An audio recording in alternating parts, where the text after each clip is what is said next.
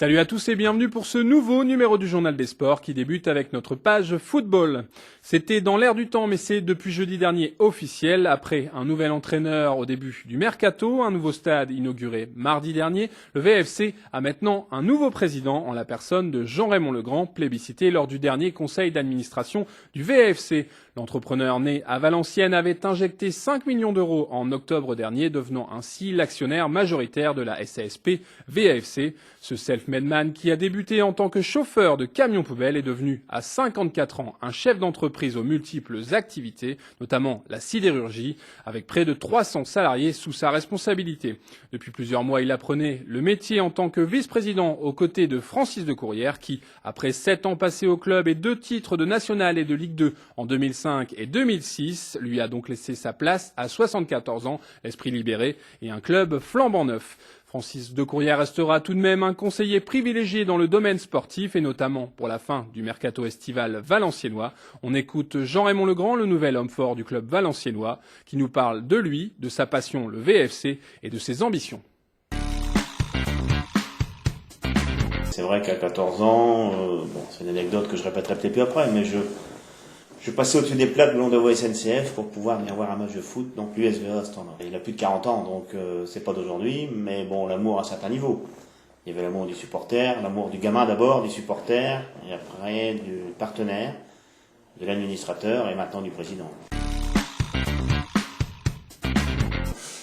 C'est parce que je suis un homme assez ambitieux, donc j'aime bien les choses, j'aime bien aller jusqu'au bout de mes idées et de mes pensées. C'est vrai que c'est un objectif de gamin, de dire un jour peut-être que je pourrais être président de ce club. Francis est venu me chercher il y a environ 4 ans en tant que premier partenaire et c'était à la montée en Ligue 1 où il fallait trouver des financiers. Donc je suis rentré au club avec lui et puis tout doucement, moi j'ai dit il faut continuer à avancer maintenant.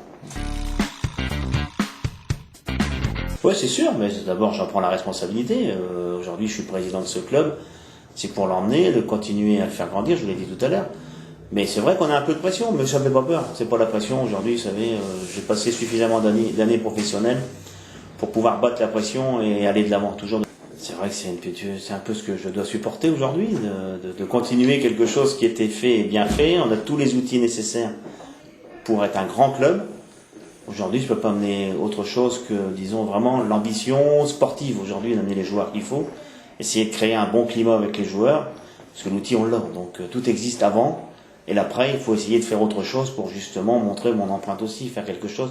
Il faut qu'on ait une empreinte Legrand dans le stade ou une empreinte Legrand avec les joueurs. Mais ça, je vais m'y attacher dès maintenant, je m'y attache.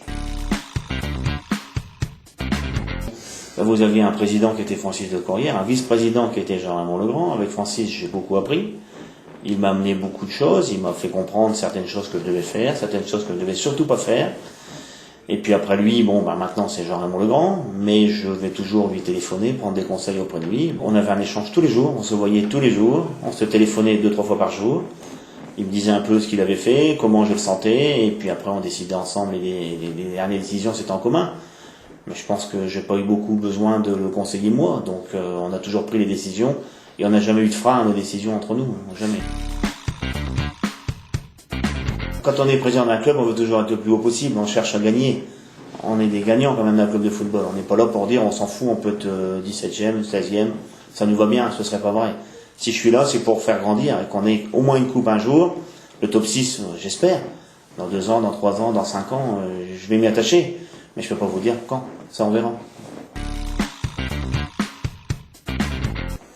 Ça discute, c'est dur, c'est fatigant, on travaille beaucoup dessus. On veut faire quelque chose, on veut faire une petite pointure, un bon petit joueur. On veut montrer qu'on existe aussi à Valenciennes, donc Milan, il faut le remplacer.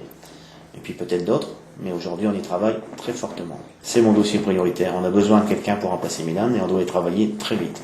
Le problème, c'est qu'il faut aller vite, vous avez raison, et ça me stresse parce que c'est un de mes premiers gros dossiers. Je suis un peu soucieux parce que je voudrais quand même qu'il rentre dans l'équipe, qu'il rentre avec le groupe pour pouvoir travailler avec le coach et ses collaborateurs. Et puis qui peut être formé pour le prochain match ici, mais bon, on fait le maximum. On a prévu de se voir avec Carlos ces jours-ci, avec son agent, et on va en discuter avec lui, il attend de nous voir, et nous, on veut le voir aussi. On voit Carlos pour faire une prolongation. Voilà pour les coulisses du VFC, mais sur le terrain, comment va Valenciennes à quelques jours de la première journée de Ligue 1 samedi à Caen? On fait le point avec le portier Nicolas Pento. Non, ils nous mettent plus ou moins en alerte sur les bonnes choses et les choses un peu plus difficiles, les choses à corriger. Donc après le résultat, ça reste anecdotique, même si on aimerait toujours gagner. Bon, je pense que ça a été une préparation au niveau des matchs amicaux mitigés, où on a appris à se connaître avec le coach et puis vice versa. Donc voilà, et puis il a fallu se remettre dans le bain aussi après une saison éprouvante. Donc je pense qu'on a maintenant hâte de commencer cette saison. Vu l'effectif comme il est cette année, on a perdu Milan et on ne s'est pas renforcé pour l'instant, donc ça restera le maintien. Pour l'instant, je vois pas d'autres objectifs. Après, nous, on va tout faire pour gagner les matchs et pour être ambitieux. Mais un championnat, on peut pas jamais dire ce qui va se passer à l'avance. Donc voilà, on va bien se préparer pour affronter le maintien. Et puis, si ça nous amène un peu plus loin, on sera content. On a besoin de quelqu'un parce qu'on a perdu gros. On a perdu gros au niveau du joueur et puis de l'homme. C'était un leader naturel et donc un des cadres aussi. Et voilà, et ça, malheureusement, on n'en trouve pas dans tous les coins de rue. Donc on va faire avec et puis ce sera au club de se pencher là-dessus. Mais nous, on sait que pour l'instant, on a des joueurs capables de répondre présent, mais après c'est sur le long terme où c'est un peu plus difficile et où s'il y a une blessure, on peut être en difficulté.